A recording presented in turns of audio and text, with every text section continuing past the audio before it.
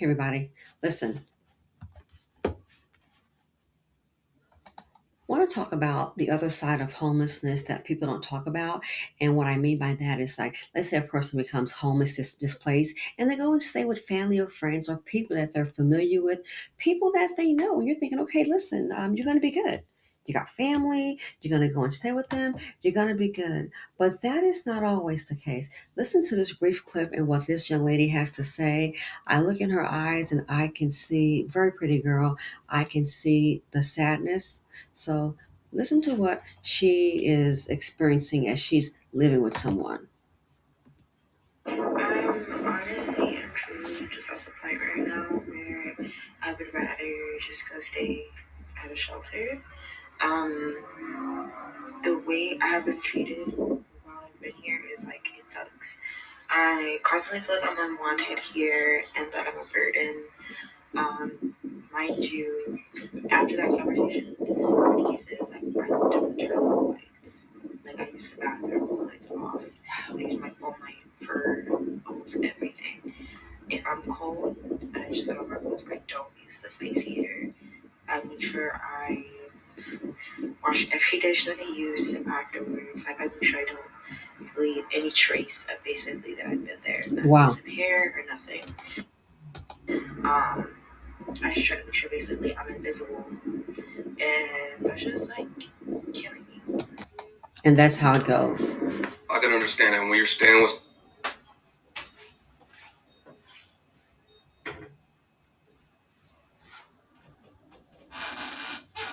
You heard her. She's staying with someone. She says she uses the bathroom with the lights off. She makes sure that she does not leave a trace of her being there. She feels unwanted and unwelcome. I'm just at the point right now where I would rather just go stay at a shelter. The way I have been treated while I've been here is like it sucks. I constantly feel like I'm unwanted here and that I'm a burden. Um, Mind you, after that conversation. That's the whole idea. And the shocking thing is, it's pretty much people that you know. Let's go over three scenarios. Scenario number one. This is very interesting. This is a part that people don't talk about when they're living with family. And this is how some people, they'll stay for a while and they leave. And you're probably thinking, well, that person probably has an issue. They don't know how to get along with people. Nah, it's sometimes it can be the family members. They don't want you there. They make you feel that way. Case number one, young lady rather, she mid-20s. She's moving in with her family. She has moved in. Long story short, her lease was renewing in 3 months. Okay? When the lease was renewing in 3 months, she'd already been laid off. She had like 5K saved up, and it was like, okay, the lease is going to renew in 3 months. The unemployment money, you're going to still be a little shy. Okay? Going to be a little shy. So it's like, listen, you already know that this may not last. Okay, so it's like, do you really want to go on your credit and sign a new lease?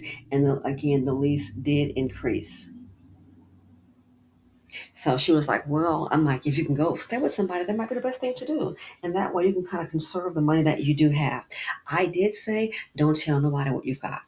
Do not. So when this happened, she reached out to family, okay, thinking they're gonna be there for her. Her sister stayed with her before. She didn't charge her any money. So now she's thinking it's just her, no children. She can go stay with her sister.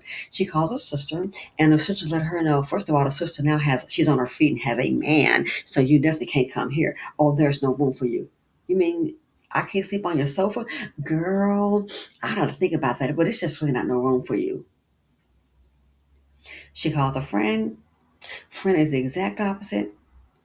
Come here, pay nothing, fine. So the lease ends. She's moved out ahead of time. During renewing the lease, she goes and she stays with a friend. Everything is fine. The friend is not charging her anything at all. In the meantime, aside from looking for a job, she hit the ground running. She set up some little online business and she started making some money. It's now, I think she said 3 or 4 months later, all of a sudden her sister calls her, gee, what do you want? Miss, you can't stay. The sister calls her, oh, just checking on you, see how things are going. She's like, yeah, I'm doing fine, still staying with my friend. Um, She's considered doing like, maybe like a Uber Eats deal, but she's got a side hustle that's too, making some money. Okay, good. She's like, yes, she's not charging me any money, but she's like, I've been able to save up some money, so I think I'm gonna start trying to pay her maybe $400 or $500 a month because I've been here. So I've got a little money saved up, and I got a little income coming in. So I think I'm gonna start, paying her some rent. All of a sudden, the sister changes up to, oh, well, you can come here.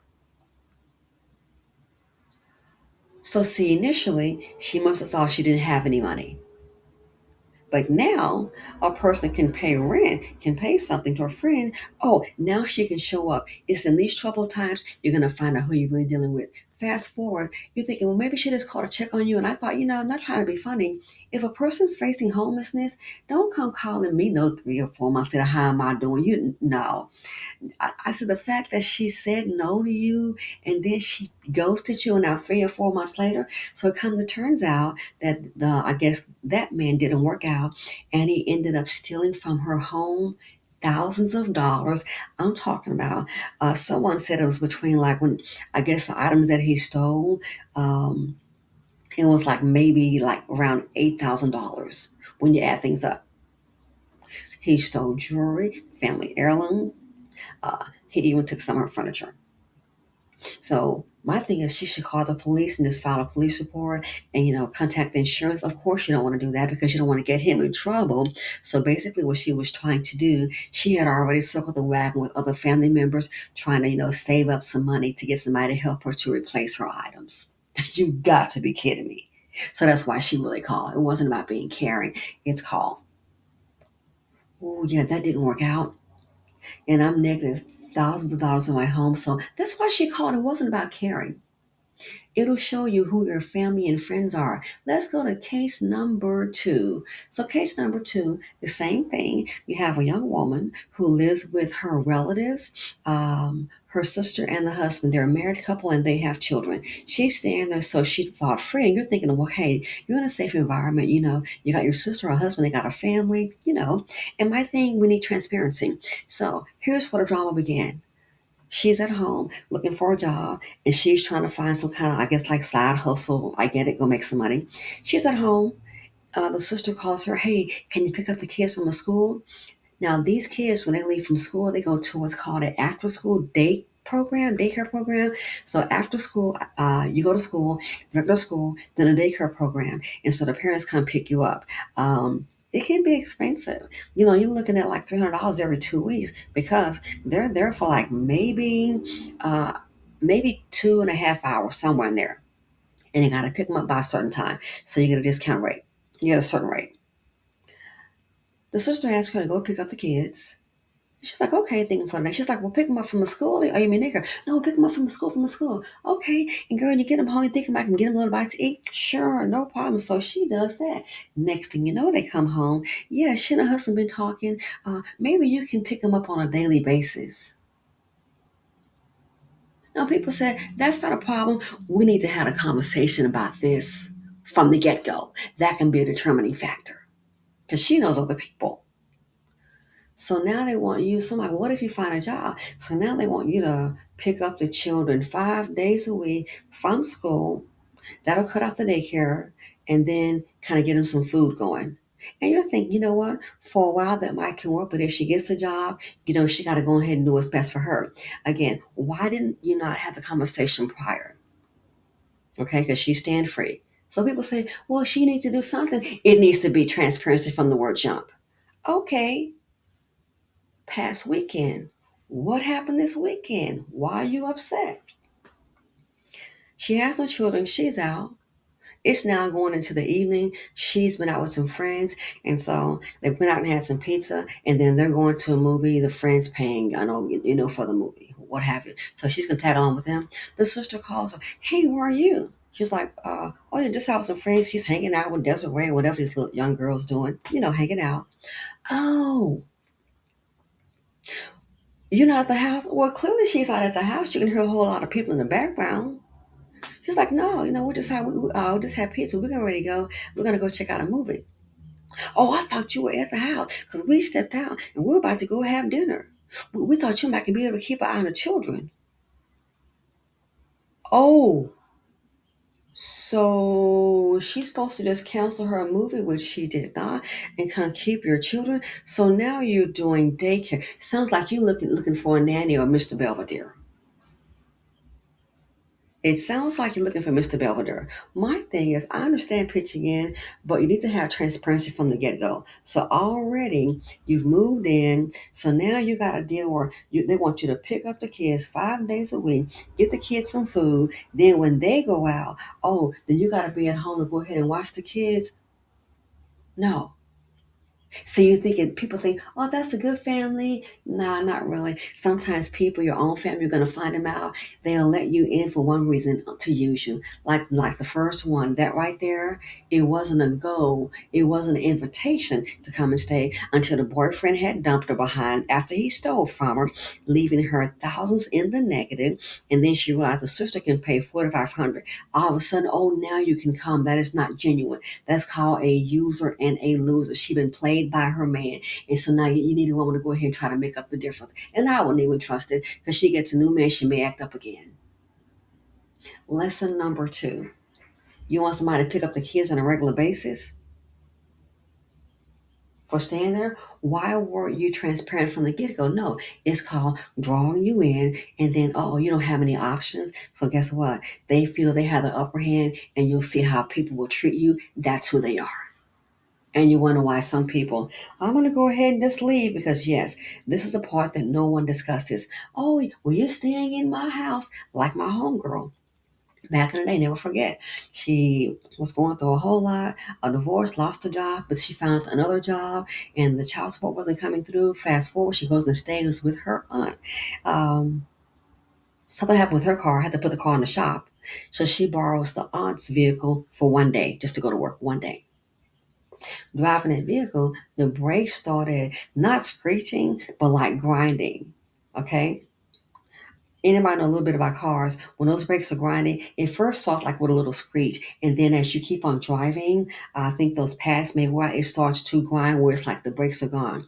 So she asked her aunt, "Hey, can drop my car off at the shop. I don't want to miss any work tomorrow. Can I borrow your vehicle?" The aunt goes, "Oh yeah." The aunt lived alone. My friend at the time had two kids.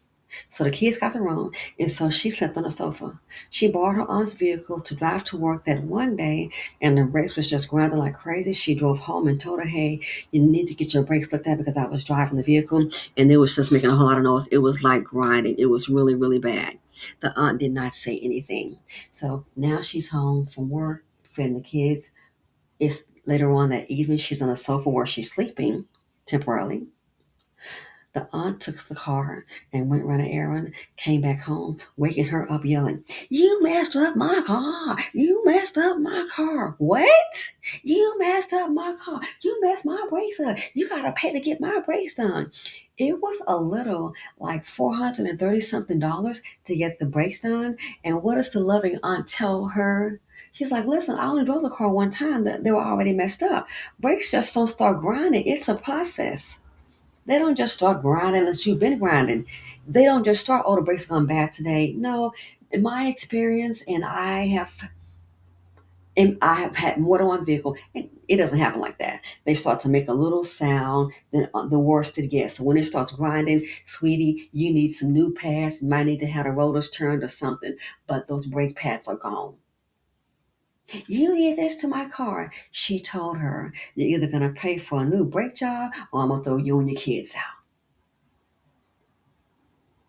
Yeah. I told her, I said, "You know what it is?" I said, "She doesn't have the money for the brakes. That's what the real deal is. And she's using you to get them paid. And that's probably why she took you in because she needed the extra money." She knew darn well that those brakes was like that. And you wonder why she hardly drives a car. No, she knew the brakes were down. So when you drove the vehicle, that was her way. Does that sound like loving family to me? When times get hard, you really find out real quick how people treat you. This right here, I feel for this beautiful young girl. They want you to feel unwanted. But I can tell you for sure, my darling, take it from me, the old, I don't even know your auntie. Tough times do not last. Tough people do. Tough times do not last. Tough people do. You got to keep on pushing. So yeah, this is the part things that people don't talk about. When they let you in, but it's what happens after that. You will find out who people really are, even your own family. And then you wonder why when some people get on their feet, they want to be left the hell alone. That's why. Because they see the toxicity, they see behind the fake smiles. Anyway, thanks for watching. Let me know what you all think. Feel free to comment, like, subscribe, and share them out. And I do wish anyone going through this, I wish you well. And I just hope a change for the best is coming for everyone going through this pretty soon.